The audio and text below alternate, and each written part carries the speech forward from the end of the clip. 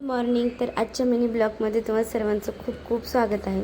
वातावरण खूप जास्त छान झालं होतं आणि सकाळी असं वाटत होतं की पाऊस वगैरे येतोय का काय. दुपारनंतर तर पाऊस खूप जास्त जोरात आला होता. त्यानंतर सकाळचा नाश्ता वगैरे झाला आणि दुपारच्या जेवणासाठी मुलांसाठी खिचडी बनवणार होते. चला म्हटलं तुमच्यासोबत शेअर करावी.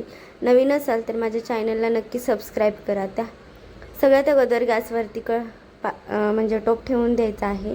कुकरमध्ये बनवणार होते. त्यानंतर जिरं आणि एक हिरवी मिरची, थोडासा कांदा, एक छोटासा कांदा घेतला होता. मी मुलांसाठी बनवत होते. टमॅटो, गाजर, बटाटा आणि बीन्स थोडेसे.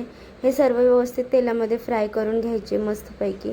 टमाटर चांगलं सॉफ्ट होण्यासाठी इथे मी 1 चमचा मीठ टाकून घेतला आहे. त्यानंतर थोडासा तेजपत्ताही टाकायचा. त्यामुळे फ्लेवर खूप जास्त छान येतो आणि मस्त लागते खिचडी. त्यानंतर अर्धा चमचा हळद टाकली. खूप सारी हिरवी कोथिंबीर टाकायची.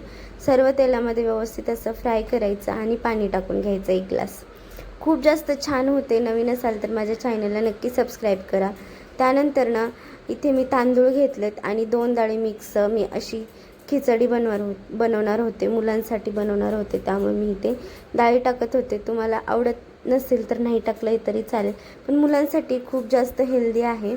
मस्त आवडीनं खूप जास्त खातात माझी तर मुलं. त्यानंतर हे सर्व स्वच्छ धुवून घेतलं आणि परत याच्यामध्ये मी टाकून घ्यायचं आहे. सर्व मिक्स करून त्यानंतर कुकरचं टोपण लावून 2 ते 3 शिट्ट्या करून घ्यायच्या आहेत मस्तपैकी.